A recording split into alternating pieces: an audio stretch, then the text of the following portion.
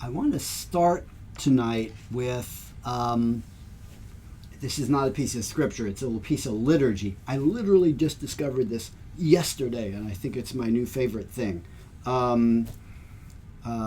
This is for, I already kind of had most of this talk written, and I was kind of fine-tuning some things, and I just like, oh wait, I just found this, and this is perfect. This is the perfect thing to start with. So this is a piece of the liturgy from the Dien tradition of Vietnam.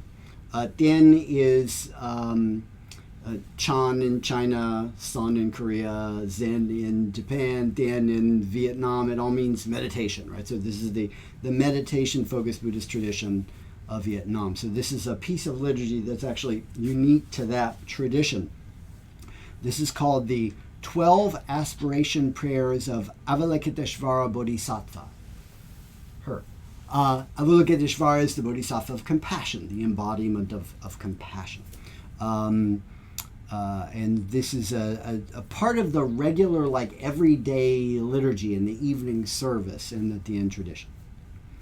I vow to cultivate loving kindness and compassion, and to cherish and protect life, and promote well-being and happiness for all living things. I vow to appreciate all living beings and understand their suffering, and through this deep connection bring joy and happiness to all. I vow to let go of attachment to anger, worries, anxieties, and complaints so I can live freely, happily, and peacefully with everyone. I vow to live in harmony and at peace with friends, family, and all beings. I vow to listen with compassion and an open mind in order to understand what the other person is saying. I will listen without prejudice and judgment, and in an open and receiving posture of acceptance. I will not say things that are cruel, unkind, or hurtful. I vow to practice mindful breathing, letting go of attachments, and resting in equanimity. Each sound of the bell profoundly resonates with my deeper awakening. Through deep listening, all sound becomes the voice of love and wisdom. May the sick be healed, may the old be well taken care of, and may those who have passed away be reborn in the Pure Land. May the poor be fed, may all turn away from wrongdoing, may all in captivity be free, all disabled be healed, all addicts rehabilitated, and all murderers give up their arms. May all beings cultivate boundless love. Let no one do harm to anyone. Let no one put the life of anyone in danger, and let no one out of anger, ill will, or for any other reason wish anyone harm. May I and all beings protect this blue-green earth and keep it beautiful. I commit myself to the transformational work of nurturing and flourishing nature's flowers and fruits, protecting life and the environment, and building a pure land on earth. May afflictions end for all beings so that wisdom can arise and the fruit of supreme awakening be fully realized by everyone. May I and all living beings act with the wonderful power of 1,000 arms and eyes of compassion to come and go freely in the three worlds. We aspire to practice with the Bodhisattva's vows. We commit to being an instrument of the Buddha in helping to alleviate pain and suffering in the 10 directions of the cosmos.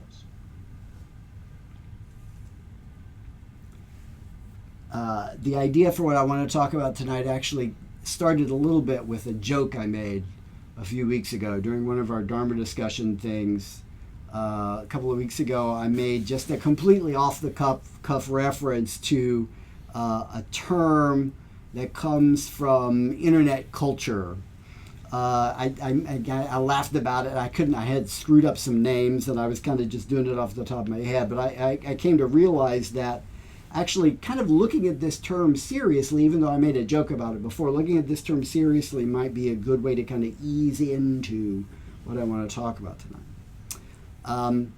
John and Hank Green are a couple of brothers who have a big presence on social media, YouTube in particular, but they're kind of all over the internet.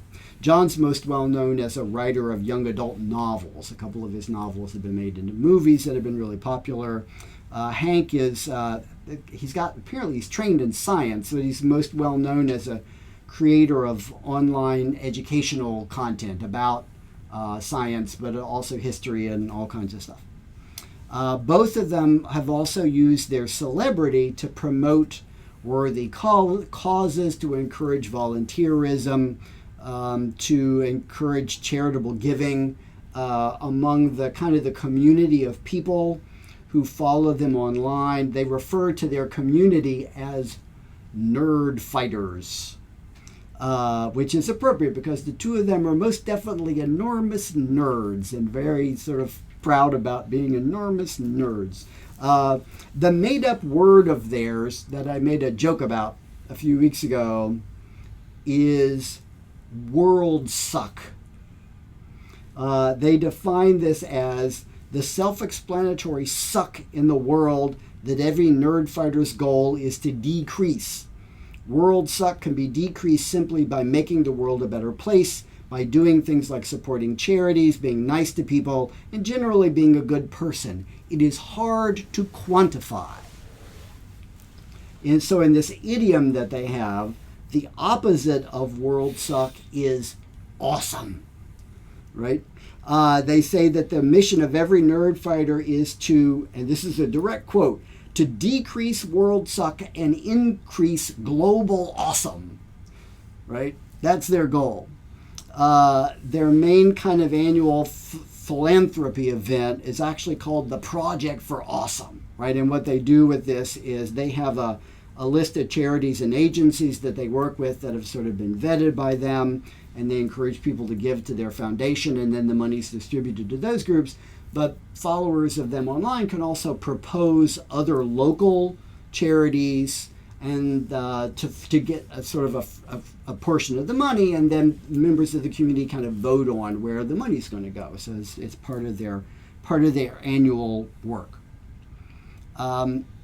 If we change the vocabulary just a little bit, what they're describing is a little bit like sort of a secularized version of engaged Buddhism, right? If that's not a term that you're familiar with. The term engaged Buddhism was originally coined by Thich Nhat Hanh, the very well-known, recently passed Vietnamese Buddhist teacher.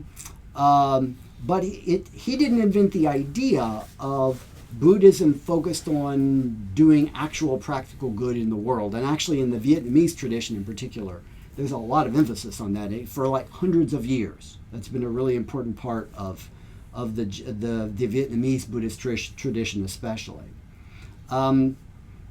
World suck is the equivalent of dukkha, right? That's the word the Buddha would have used, dukkha. That's the Buddhist term. It's commonly translated as suffering. That's not great. It really means something more like unpleasant, dissatisfying, bad, difficult, inclined toward illness and harm, right? Anything like that is dukkha. Instead of awesome, the Buddha would have said sukha. Sukha is the opposite of dukkha. So that means it means pleasant, satisfying, good, easy, conducive to well-being. Anything that's conducive to well-being is sukha. So if we understand it this way, the Buddha's perspective on the goal of the holy life, which is to reduce dukkha and increase sukha, is the sacred equivalent of the nerd fighter's mission, right? To decrease world suck and increase global awesome. It's the same thing. It means the same thing. So thanks to the Green Brothers for providing us with kind of maybe an idiom for this that's maybe more approachable, that's a little bit more modern sounding maybe. I'm going to come back to that. I'm going to come back to that in just a minute. The Korean Son Buddhist tradition that is the lineage of this practice center. That's my lineage and the lineage of my teacher and my teacher's teacher going back a number of generations is in the Korean Son tradition. We're in the Mahayana form of Buddhism, the larger vehicle, right, tradition within Buddhism. And the sort of idealized being in the Mahayana path is the bodhisattva, right? Sattva means being. Bodhi means enlightened or on the path to enlightenment. So a bodhisattva is a being on the path to enlightenment, a being who vows to defer their own liberation, to defer nirvana for themselves until all other beings are saved. That's the sort of overall goal, the overall vow of a bodhisattva. So in other words, the bodhisattva is the ideal nerd fighter, right? Or maybe if you flip it around the other way, maybe the ultimate nerd fighter is a bodhisattva, right? Vowing to be born again and again until all world suck is eliminated and all beings are filled with awesome, right? That's kind of the core mission of the bodhisattva. So if you think about those terms from the Green Boys, world suck and global awesome, obviously world suck's got world in it and global awesome, global's right in there, right? So obviously they're referring to things at a real macro level, right? They're talking like at a global scale. We're talking about trying to fix things at a global scale. The overall happiness and well-being of people on the planet, right? That's what they're talking about. But even they realize that you can't actually act at a global level, right? You can't take action at a global level. You can't fix the whole planet at once. You can't fix everybody at once. There's nothing we could do. There's no one thing that we could do that would make everybody happy all over the world, right? That's not how things work. Everyone experiences dukkha. We all experience dissatisfaction, unpleasantness. But we experience it in different forms, in different ways, because everybody's lives are different and everybody's experiences is different. So everybody's feelings and the kinds of experiences that people have that create those feelings of dissatisfaction are going to be different. So they've got different causes, so therefore they need different solutions, right? Different things need to be done to help them. So that's why the Green Brothers, again, what they do through this foundation that they have, they're in a lot of things, but the main thing that they focus on is healthcare, and especially healthcare in East Africa, right? The idea being, where can we put our money and our effort so we'll have the maximum impact to help the people the most who need the help the most? And that's what they came up with, was healthcare in Eastern Africa, because that's where people need it the most. I think this all kind of illustrates how we can give a kind of a Buddhist spin to an idea that you probably heard before. I'm going to refer to another little phrase here that you're probably familiar with. You've probably heard people use this in the context, especially of like ecology, environmental stuff. Thinking globally but acting locally, right? Think global, act local. I've seen that on a lot of bumper stickers on like Subarus and Priuses and stuff, right? That's a common refrain, right? Think globally, act locally. You can't save the Earth's climate all by yourself, right? But you should do what you can do where you are, right? Act locally. If everybody does that, if everybody did that, right? If over 6 billion local actors around the world were doing what they could do in their own local environment, then that would have an enormous global impact, right? So by this same reasoning, if the mission of a bodhisattva is to, again, use the Green Brothers phrase, to decrease world suck and increase global awesome, then the most effective way to do that is to take action to help other beings who are close to us, right? Within arm's reach. We can't reach everybody in the world, but we can reach people who are close. If everyone does what they can do in their immediate vicinity, then the global impact would be enormous, obviously. So if you think about a candle, the light from a candle, it may be bright locally, but the further you go out, the more diffuse the light gets. So one candle can't illuminate the world, but if there were a whole lot of candles putting out a little light, then the whole world would be illuminated. It's the same idea. One important aspect of the non-dual philosophy of the Buddhist tradition, of the Buddha Dharma, is to break down the distinction between self and others. Right? If what we think of as the self is just an illusion of perception, anatman, not self, and if all beings around us are Buddhas to be, which is an important concept from the Mahayana tradition, then there's no basis by which to separate us from them. There's certainly no basis to privilege self over and above others, right? If all beings are Buddhas to be, then we should respect all beings. This goes the other way around, though, as well. There's no basis to denigrate the self below others, because you're a Buddha to be too, right? So it kind of cuts both ways. Some religious traditions, and Christianity might be the most notable in this regard, there's an element of idealizing self-sacrifice, right? Think about the example of St. Francis, right? Adopting a lifestyle of humility and poverty, trying to enact Jesus' instructions to care for the least of these, right? Living very low for the sake of helping other people live higher. That's good. That's really noble up to a point. If you think again about Kwanzaa Boso, Avalokiteshvara, the Bodhisattva of compassion, who's sometimes portrayed with 1,000 arms, and 1,000 arms and 1,000 hands and 1,000 eyes, so that she can see all suffering and have hands to help. And every hand has a different implement, a different tool that can be used to provide sustenance and support and help to beings in the world. However, from a Buddhist perspective, putting self last is a mistake, because if there's no distinction between self and other,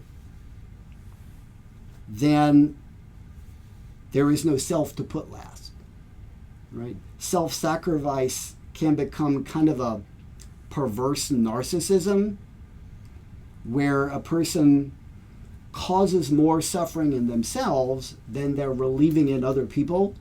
So if you think about sort of the total mass of dukkha, they're actually increasing the total mass of dukkha, because they're causing so much suffering in themselves that it doesn't balance out the little bit of good that they might be doing for other people.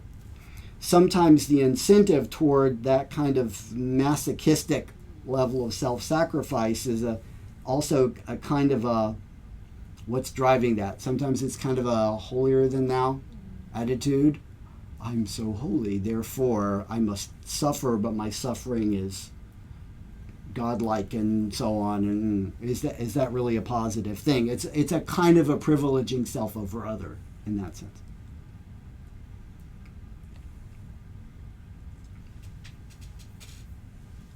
A few years ago, Buddha Dharma magazine, which is one of the ones that's over there on the bookshelf, released an issue. It was a special section, one of their issues, entitled How to Be a Bodhisattva. A couple of the articles that were in that section focused on the problem of burnout or compassion fatigue that people who are in helping professions or people who are activists often experience, and how to avoid that.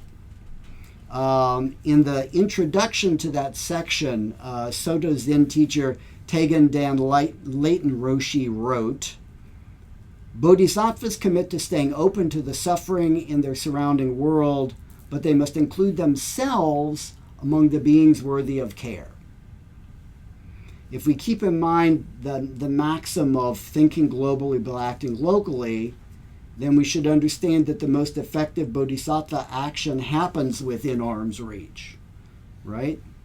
And one of the things that's within arm's reach is this body, is this being, is this self, whatever it is, right? This is all within the circle of effectiveness. If the goal is to decrease world suck, to decrease dukkha, and increase global awesome to increase sukha, then attempting to do good at a distance in a way that's actually doing harm close up to ourselves, our families maybe, other people immediately around us, that's counterproductive, right? We're adding to the mass of suffering. We may be helping a little over here, but we're creating more here in ways that is sort of not changing the total, or if it is changing the total might be going up, even though we're doing a little bit of good over here. It seems like you hear a lot about self-care these days. And a person who tends towards sort of masochistic self-sacrifice, being reminded of the need to care for themselves would be important, especially if the self-care is what they need to kind of recharge their batteries so that they can continue to do good for other people and continue to be an activist and that sort of thing. But my sense of it is that it's really easy for the idea of self-care to become kind of a justification for a sort of hedonism. It's privileging self over others. So we need to care for ourselves, but we can't use that as a rationalization for putting our own needs above the needs of everyone else. So if you try to remember at the beginning of the service when we chanted, "All beings, one body, I vow to liberate," you're included among the all beings. And at the end of the service, before we're done here this evening, we're going to dedicate the merit of our practice to all beings for the alleviation of their suffering. You're included among the all beings. When you practice metta, loving kindness, meditation, and wish all beings be healthy and happy, you're included in the all beings, right? So as you go through the week, keep in mind the Green Brothers catchphrase, which I haven't said yet, but it's interesting, which is, don't forget to be awesome, right? Be awesome to your family, be awesome to your friends, be awesome to your neighbors, be awesome to total strangers, even be awesome to people who are not awesome to you. But in the midst of all that, don't also forget to be awesome to yourself, because you're still a being who's worthy of care. Sangbola Shipshio, may you and all beings manifest enlightenment.